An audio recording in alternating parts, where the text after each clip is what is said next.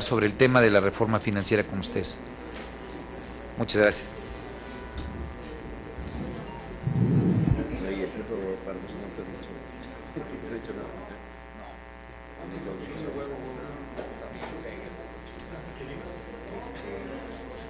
Está bien, pues es que es una mamada.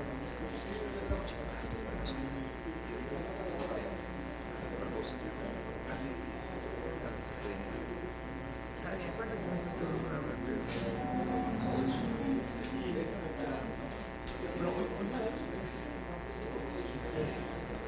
Hace un año. Eso está acordado, ¿eh? Creo que no. Unife. Sí, claro, vamos todos los estados. Pues ahí es donde ganan la elección.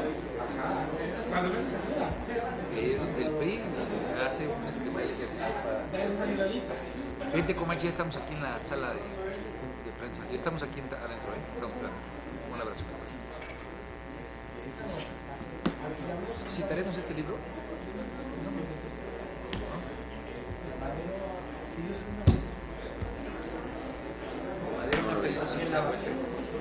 Eso está muy La verdad bien. es que segunda vuelta y reelección. Y ya con eso, en cierto sentido, le quita el monopolio de jugar a los partidos, ¿no? Y te armas una...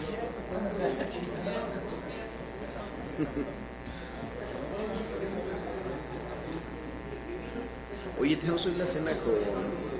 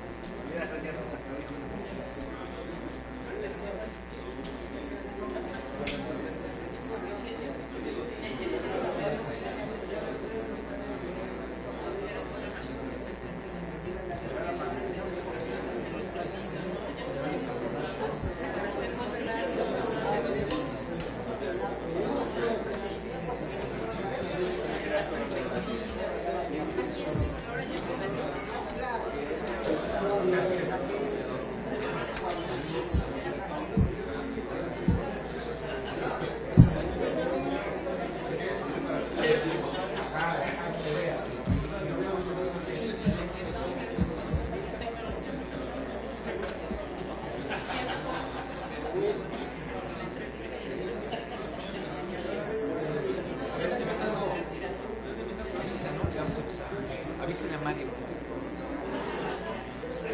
Bueno.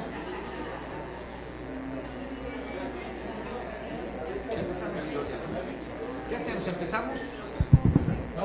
Mire, especialmente atendiendo a que hay una rueda de prensa citada al rato a la 1:30, y obviamente no queremos comernos el tiempo de los compañeros que han solicitado la reunión. Les agradecemos a ustedes la presencia. El senador Mario Delgado se integrará seguramente en unos minutos. La intención del grupo que estamos aquí presentes es presentar a ustedes un documento que de hecho mandamos a las salas de prensa el pasado domingo. Es un documento preliminar que hemos venido configurando un grupo de economistas, de personas militantes del Partido de la Revolución Democrática, que en distintos ámbitos hemos hecho una revisión de la propuesta de reforma financiera que recientemente fue presentada por la Secretaría de Hacienda y que nos genera serias dudas y preocupaciones, sobre todo porque nos parece que si bien es un documento que va en el sentido de fortalecer y darle solidez al sistema financiero, nos parece a todas luces incompleta porque no atiende los problemas estructurales que enfrenta la banca y el sistema financiero en nuestro país. Como ustedes saben, hay enormes críticas sobre que la banca en nuestro país no presta lo suficiente, hay enormes críticas sobre que no hay acceso sólido, especialmente para la micro, para la pequeña, para la mediana industria. Hay también enormes críticas sobre que las cuotas, las comisiones, las tasas de interés que enfrentan los usuarios del sistema financiero mexicano, pues son muy altas si las comparamos con las que se presentan en otros países del mundo. De tal manera que para nosotros, en el Partido de la Revolución Democrática, y esto lo hemos venido trabajando también con diputados federales, que estamos buscando pues un planteamiento de reforma financiera que verdaderamente nos permita profundizar, bancarizar, pero sobre todo generar mejores condiciones para los usuarios en este país. Está sobre todo una crítica muy puntual al sistema financiero mexicano, donde un total de 7 bancos concentran alrededor del 80% de la actividad financiera, siendo que son poco más de 40 los bancos que existen en el país. De tal forma que si nosotros no tenemos una reforma financiera que busque disminuir las tasas de interés, que busque no dar trato igual a los desiguales, sino buscar contextos donde haya trato diferenciado en el acceso a las tasas interbancarias, por poner un ejemplo, pues nunca vamos a poder tener un sistema financiero que sea competitivo, un sistema financiero que verdaderamente sea incluyente, pero sobre todo un sistema financiero que sea barato para la gente, que preste dinero y que a final de cuentas estos recursos que preste puedan ser baratos en el sistema en beneficio del crecimiento del empleo y en beneficio de la micro y la pequeña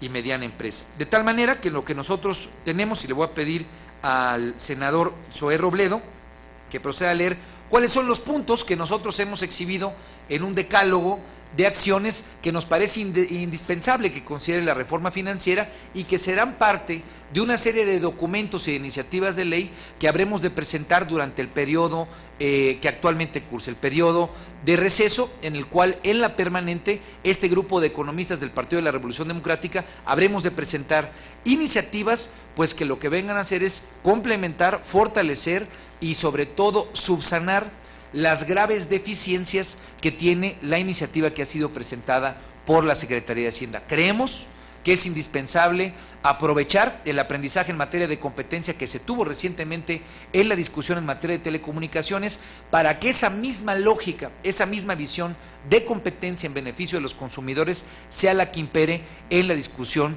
de la reforma financiera. Estamos en contra de que la visión que tiene Hacienda sea exclusivamente para garantizar la solidez del sistema financiero. Si bien nos parece positivo, nos parece que ahí no está el meollo del asunto, ahí no está el tiro de precisión. El tiro de precisión es en fortalecer la competencia, evitar la grave concentración que actualmente existe en el sistema financiero. Con ustedes el senador Zoé Robledo. Muchas gracias. Bueno, procedo a leer textualmente el decálogo de acciones y programas que a nuestro parecer hace falta en esta reforma financiera. Primero, garantizar la competencia bancaria. Creemos que una política de competencia diferenciada que tenga por objeto acabar con la concentración bancaria y garantizar condiciones de acceso y crecimiento a otros intermediarios financieros, es decir, aseguradoras, sociedades cooperativas de ahorro y préstamo, sociedades financieras populares, sociedades financieras comunitarias, SOFOLES, etcétera, y a los propios bancos de menor tamaño. El problema de las iniciativas presentadas es que no resuelven el problema del alto costo de fondeo para los intermediarios financieros de menor tamaño. Segundo, beneficio directo y defensa a los usuarios. Detallar claramente los compromisos, los beneficios y el mejoramiento de las condiciones de acceso al financiamiento de la población y del sector empresarial. En la reforma se contemplan acciones para fortalecer a los auxiliares financieros con la finalidad de ampliar las opciones de pago en establecimientos no bancarios, pero eso no sirve ni para ampliar el crédito ni para ampliar el ahorro de la población que actualmente no es cubierta por el sistema financiero. Se requiere fortalecer la protección de los usuarios del servicio financiero a través de acciones colectivas y otras figuras jurídicas en la materia. Tercero, sistema de pagos. Un sistema de cámaras de compensación que garanticen el acceso directo a todos los intermediarios financieros para realizar operaciones.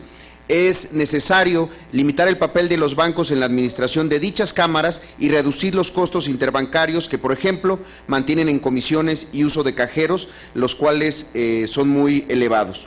Cuarto, moderar la salida de recursos bancarios, es decir, regular la transferencia excesiva de dividendos a las matrices y establecer impuestos para ganancias extraordinarias producto del cobro de comisiones excesivas. Quinto, desarrollar otras opciones de financiamiento, así como México presenta niveles de ahorro y de crédito muy bajo, también tiene un mercado de valores minúsculo. Se requiere facilitar el financiamiento a empresas medianas por esta vía y responsabilizar de manera exclusiva a una comisión gubernamental para esta tarea. Sexto, banca de desarrollo. Impulsar una banca de fomento que genere sinergias en el sector privado a fin de garantizar la inversión en sectores estratégicos de la economía. No bastan los cambios declarativos en la legislación con respecto a la vocación de la banca de desarrollo, sino hacen falta medidas concretas para que no solamente sirva para financiar instituciones públicas y trabaje con instituciones de menor tamaño. Séptimo, regulación de las tasas de interés del sector comercial y del crédito pignorante. Paralelo a esta reforma se debe regular a otros intermediarios no financieros que sirven a la mayor parte de la población del país. Es necesario tener un nuevo marco legal que permite el desarrollo de las microfinanzas como alternativa para enfrentar la pobreza de millones de mexicanos. Octavo, fomento a una banca de financiamiento al sector productivo. Se requiere de acciones concretas para revertir la tendencia de la banca comercial de adquirir bonos gubernamentales y otorgar principalmente crédito al consumo. Se requiere de nuevas políticas para relajar las políticas de reservas para quienes prestan a las pymes y mecanismos para abaratar el fondeo de las instituciones de menor tamaño. Noveno, Rectoría del Estado.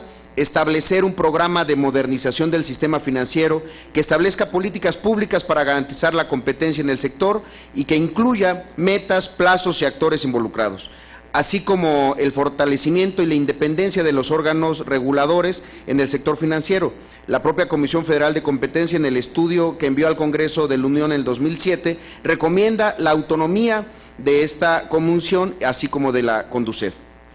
Y décimo, un control parlamentario. El Congreso de la Unión deberá establecer un programa de reforma financiera, mecanismos de evaluación entre los entes reguladores, que informe anualmente los avances en cuanto a las metas planteadas de la reforma, nombramiento y supervisión de los titulares de los órganos de regulación del sector financiero, eliminar la discrecionalidad de las decisiones de los órganos reguladores, entre otras disposiciones.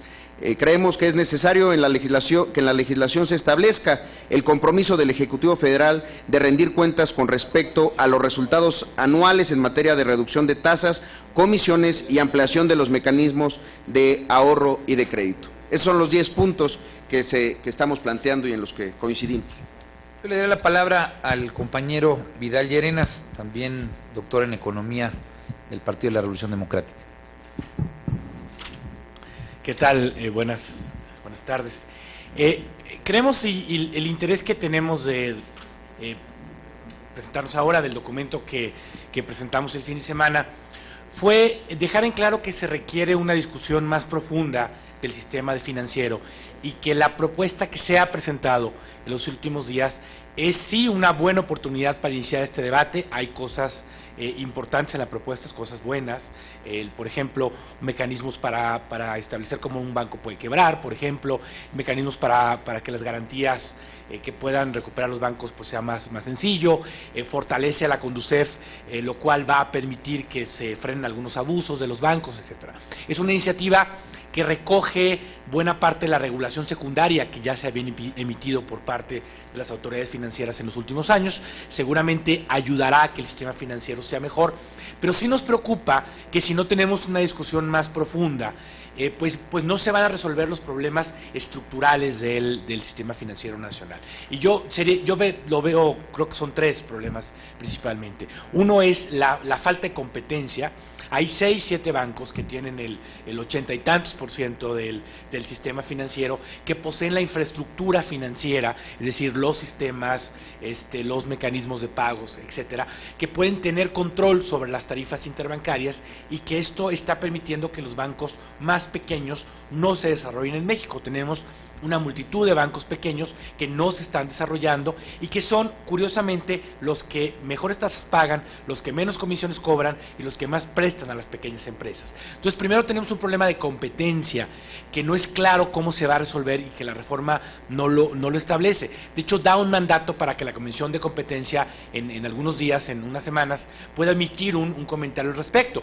Pero ya tenemos mucha información con respecto a competencia y podemos iniciar ya con acciones que permitan que los bancos puedan competir más. Segundo, tenemos que revertir la tendencia de que solo se preste al gobierno, solo se compre bonos gubernamentales y solo se preste para el consumo o para créditos hipotecarios. ¿Cómo podemos hacer eso? Pues meternos a cosas más arriesgadas, creo yo, como por ejemplo que las reservas preventivas puedan ser menores si se prestan a pymes, por ejemplo, o bajar los costos de fondeo a estos bancos de menor tamaño, que son los que sí están prestando. Y tercero, parece una reforma muy enfocada en los bancos, como si el único intermediario financiero que importa para las empresas sean los bancos, cuando tenemos que fomentar de manera importante el mercado bursátil, que pequeñas empresas, medianas empresas puedan recurrir al mercado bursátil. Tenemos que meternos al tema también de los micropréstamos, de las microfinanzas, que también se toca todo poco. Tenemos que meter intermediarios financieros no bancarios, como pueden ser las casas de empeño, etcétera, donde la mayor parte de la población los usa. La reforma se mete al tema de auxiliares financieros, es decir, de cuando uno puede ir a pagar un recibo al Oxxo o a otro tipo de tienda, pero esto no mejora la capacidad de ahorro ni de préstamo de una persona. Sí le facilita que use el sistema financiero, pero no está generando una cultura o servicios que puedan hacer que la gente tenga acceso a estos servicios. Gracias. El senador Mario Delgado. Muchas gracias. Tenemos un sistema financiero que prácticamente se dedica a comprar bonos del gobierno y sacar rentas extraordinarias de comisiones muy altas para sus usuarios. Esto provoca que tengan grandes utilidades y que no haya ningún incentivo a hacer las actividades fundamentales de la banca, que es financiar el desarrollo. La banca en México no busca proyectos productivos con potencial de crecimiento para financiarlos y tener mayores utilidades, porque las utilidades las está obteniendo en actividades sin riesgo, en la compra de valores gubernamentales y las altísimas comisiones. Ahora, las comisiones no las fija el mercado, las fijan entre los bancos. Y el Banco de México es la autoridad encargada de supervisarlas y regularlas. Y el Banco de México hasta la fecha ha sido omiso en esa materia. Entonces, esta reforma, ¿qué tiene que hacer? Pues entrarle al tema de las comisiones. La relación más importante que tienen los usuarios de la banca en México, dado que no existe el crédito, pues son sus comisiones. Entonces, si es una reforma al sistema financiero que no va a cambiar la relación de los usuarios de la banca con sus bancos, pues entonces no va a tener ningún impacto. Y este es un tema donde se tiene que ser muy agresivo, en el tema de las comisiones bancarias. También nos parece que es una reforma que, después de que venimos de la de telecomunicaciones, donde el eje de la discusión fue la competencia, en esta reforma el eje no es la competencia. Y tenemos un mercado oligopólico que actúa como tal, por ejemplo, en el tema de las comisiones. Ellos ponen precios a algunas tarifas interbancarias que tienen finalmente relación con el consumidor final. Entonces, creo que debe tener un mayor énfasis en el tema de la competencia esta reforma. Sabemos que los 5 bancos extranjeros más grandes, la mayoría de sus balances tienen CETES, se están fondeando a una tasa muy barata. Ellos salen con el gran público ahorrador y están pagando una tasa de 4%, es decir, incluso negativa en términos reales. Y es una red de sucursales que cuando menos en los 2 bancos más grandes pues lo heredaron del rescate financiero del 95. Hay una gran desventaja, hay cerca de 50 instituciones bancarias en el país, hay 50 permisos para operar como bancos, sin embargo hay una concentración altísima, el 80% de los activos en 7 bancos. ¿Por qué no pueden competir los bancos pequeños? Precisamente porque hay mucha, como ya lo decía el diputado Vidal Llerenas, hay muchas desventajas en el costo del fondeo. Los bancos pequeños tienen que acudir a la banca de desarrollo o al mercado para financiarse y lo hacen a tasas pues que las calificadoras determinan que ellos no tienen la misma calificación que los bancos grandes y eso les da un costo de fondeo mucho mayor y eso no los hace competitivos. También tenemos que, como en telecomunicaciones, si se planteó una regulación asimétrica a partir del share de mercado, aquí tendría que ocurrir lo mismo. Tendría que haber una regulación asimétrica, incluso Basilea III considera una regulación asimétrica para los bancos pequeños. Entonces, lo que vamos a hacer nosotros es darle esta énfasis en preocuparnos por los usuarios de la banca, los que son las personas físicas y también las pequeñas y medianas empresas. Esta reforma financiera debe generar los incentivos pues para que los bancos actúen o los banqueros actúen como banqueros profesionales y la prioridad no sea pues andar exprimiendo a los usuarios de la banca o andar cobrando los intereses de los bonos del gobierno, sino que vayan a financiar, a buscar proyectos que generen mayor actividad productiva. Ese es el énfasis que le vamos a dar este grupo de legisladores, de economistas, van a hacer una serie de propuestas que vamos a hacer en el proceso de discusión de estas reformas. También vamos a convocar a algunos expertos, a otras agentes financieros, también, como ya lo mencionó Vidal Llerenas, para escuchar sus opiniones, porque fundamentalmente es una reforma pensando en los grandes bancos. Sí, solamente subrayar, como lo han dicho mis compañeros, que estaremos presentando pues un paquete de iniciativas en esta lógica y acompañados de equipos académicos desde la Universidad Nacional Autónoma de México, el Instituto Politécnico Nacional, el Colmex, el CIDE, que vamos a convocar precisamente en el seno de la Comisión Permanente para poder discutir y revisar eso que le falta a la propuesta que ha presentado la Secretaría de Hacienda. Yo creo que es importante subrayar, especialmente con este bombo y platillo que se ha querido plantear el proyecto de reforma financiera, que si no se cambian las condiciones estructurales en materia de concentración y si no se generan condiciones para que verdaderamente haya competencia en un mercado que está sumamente concentrado, son BBVA Bancomer, que tiene el 21% del total de la actividad financiera, Banamex el 18.6% de la actividad financiera, Santander con el 13.28%, Banorte con el 10.24%, HSBC con el 8.22%, Inbursa con el 4.77% y Scotiabank con el 3.65%. Eso suma el 80% de toda la actividad financiera del país.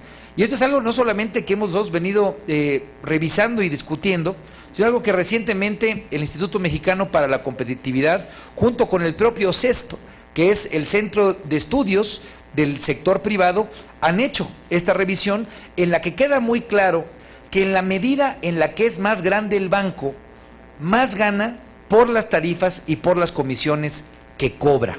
Entonces, es indispensable subrayar que la propuesta que ha presentado la Secretaría de Hacienda pues hace que se mantenga el status quo, han querido vender, repito, con bombo y platillo, que esto va a detonar masivamente el crédito y que va a disminuir las tasas de interés. Podría ocurrir, pero me parece que comprarlo en esa lógica sería hacer que la gente, que los usuarios del sistema financiero cayeran en una enorme mentira.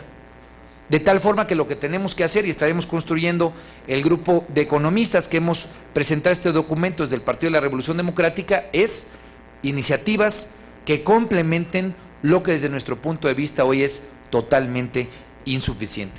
Y estaríamos obviamente a la atención de las preguntas y respuestas que ustedes nos quieran hacer.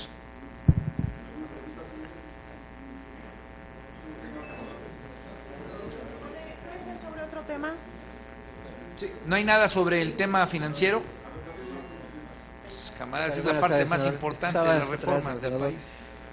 Me gustaría saber sobre esto que se ha mencionado mucho acerca de de que se criminaliza a los usuarios, de la posibilidad de que incluso se encarcele a los deudores, que esto viene incluido también dentro de este paquete. Si ustedes tienen contemplado algo sobre esto y si se evitará justamente que esto ocurra. Bueno, sí, hay que defender a los usuarios. Creo que parte de la reforma tiene que ver con defender más a los usuarios. Está la parte de garantías que va a facilitar que se recuperen garantías, pero habría que decir que no hay una relación tan directa entre recuperación de garantías y crédito. Es decir, si uno ve la historia del crédito en México, ha habido periodos donde el crédito se ha exponenciado y no se han cambiado los mecanismos para recuperar garantías. En general, los bancos no quieren recuperar una garantía. Es decir, ese no es el mecanismo para detonar el crédito, ¿no? O sea, ahí creo que hay parte de la falacia de la reforma, ¿no? Es decir, recuperar garantías va a necesariamente incrementar el crédito. ¿Quién sabe? La historia no necesariamente muestra eso. Un comentario también en ese sentido. Mira, si le preguntas tú prácticamente a cualquier banquero qué hace falta para dar más crédito, te va a responder siempre lo mismo: mayores garantías, mayor seguridad jurídica en la recuperación de garantías. Sin embargo, hay un nicho, hay un grupo de bancos pequeños que han expandido el crédito a pequeñas y medianas empresas, es decir, al sector productivo, en un 100% de 2008 a la fecha. Y los bancos grandes, como decía el senador Ríos Peter, pues han mantenido estancados, no crece el crédito. Entonces, ¿por qué unos sí y otros no? Y además estos pequeños se enfrentan condiciones condiciones muy desfavorables por el tema del financiamiento que ya mencioné. Bueno, porque ellos tienen los incentivos a que la única forma de lograr utilidades son financiando, ir arriesgando y buscando proyectos.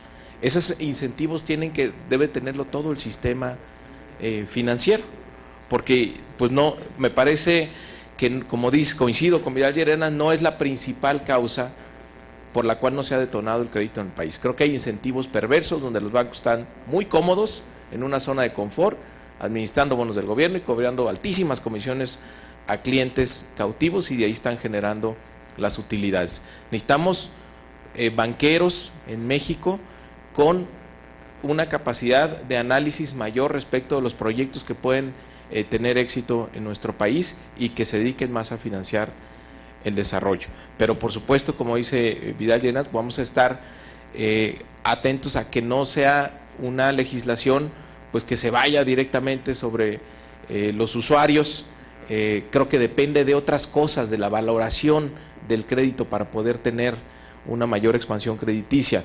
Hay otros lugares, por ejemplo en Europa, lo que estás viendo es que tienes una gran recuperación, pero ahí el abuso del crédito ahora que ha provocado que incluso el Poder Judicial se niegue o los jueces ya se están negando a dar órdenes de desalojo porque la gente se está suicidando, porque ya no puede recuperar sus casas. Entonces ese no es el tema fundamental, no debe serlo en la reforma financiera, sino poner los incentivos adecuados para que los bancos se dediquen a buscar proyectos productivos, que hay muchos en el país y que prácticamente no pueden acceder al crédito precisamente porque les piden casi que tengan que demostrar que no necesitan el crédito para poder dárselo, es decir, que tengan activos, que tengan colaterales, que tengan flujo efectivo y no un potencial de crecimiento, que es lo que hay que buscar.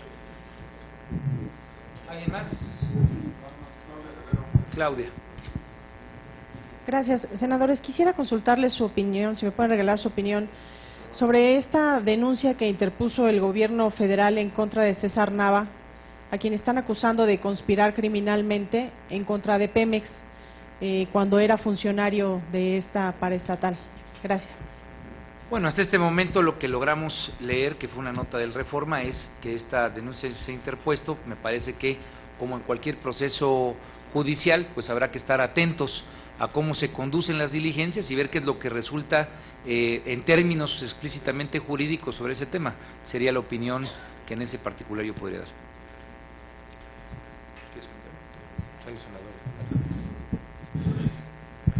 No, bueno, y es por la información que hoy se publica, pues son en los tribunales de Estados Unidos, se involucra también a empresas internacionales. Entonces, pues hay que seguir muy de cerca esta demanda, a ver qué consecuencias tiene. Y algo en lo que ha insistido mucho el senador Ríos Peter y su servidor, es que como que estamos cansados ya de ver todo el tiempo escándalos de corrupción en la prensa, y finalmente no vemos responsables absolutamente de nada. Por eso hay iniciativas que ha presentado el senador Ríos Peter y su servidor, de cómo justamente componer esta rendición de cuentas que está rota, y al final del día no hay responsables. Vemos muchos escándalos, pero no vemos a ningún responsable. Entonces, algo que vamos a seguir impulsando aquí en el Senado de la República. Muchas gracias, compañero. Gracias.